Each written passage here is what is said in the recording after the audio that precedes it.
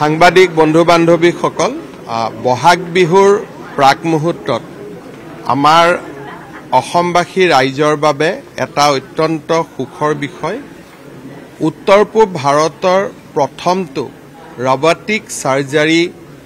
procedure robotic সাৰ্জাৰী যেটো procedure বা robotic সাৰ্জাৰী ব্যৱস্থা হেতু আজি আমি state cancer institute Guwahati medical কলেজত শুভ উদ্বোধন কৰিলো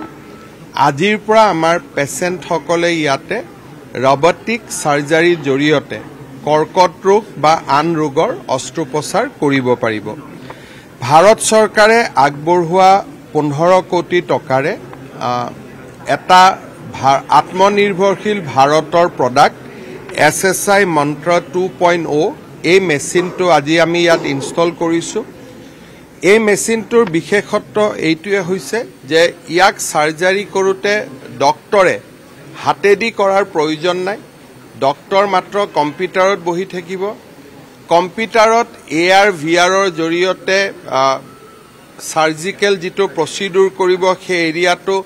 ডাঙৰ কৰি দেখা যাব আৰু ডক্টৰে কম্পিউটাৰত বহি ৰবটটোক ইনষ্ট্ৰাকচন দি থাকিব আৰু ৰবটটোৱে অপাৰেচন কৰি গৈ থাকিব ইয়াৰ ফলত হাতেদি অপাৰেচন কৰোতে সৰু খুৰা যি ভুল হ'ব পাৰে বা বহুত শৰীৰৰ অস্ত্ৰোপচাৰ কৰোতে অংগ পতংগ ডক্টৰে খালি চকুৰে দেখা নাপায় এতিয়া ইয়াত অগমেন্টেড ৰিয়েলিটি বা আন ব্যৱস্থাৰ জৰিয়তে ইমান ম্যাগনিফাই হৈ যাব যে সৰু সৰু টুকুৰা এটা ফুটবল যেন কৰি দেখা যাব আৰু তাতে ৰবটটোৱে গৈ গৈ ধুনিয়াকৈ অস্ত্ৰোপচাৰ কৰিব পাৰিব এনে ব্যৱস্থা কলিকতা চহৰত আছে নে নাই মই নাজানো কিন্তু ডেফিনেটলি নৰ্থ ইষ্ট ইণ্ডিয়াত নাই আৰু ইষ্টাৰ্ণ ইণ্ডিয়াটো খুবেই কম হ'ব অত্যাধুনিক ব্যৱস্থা ভৱিষ্যতে ইয়াৰ নেক্সট ডেভেলপমেন্টটো হৈছে যে ডক্টৰজনে দিল্লীত বহিও একেটা কম্পিউটাৰত বহি দিল্লীৰ পৰা ৰবটটোক ইনষ্ট্ৰাকচন দি থাকিলেও ৰবটটোৱে সাৰ্জাৰী কৰি গৈ থাকিব ডক্টৰজন যে ইয়াতে বহি থাকিব লাগিব কোনো কথা নাই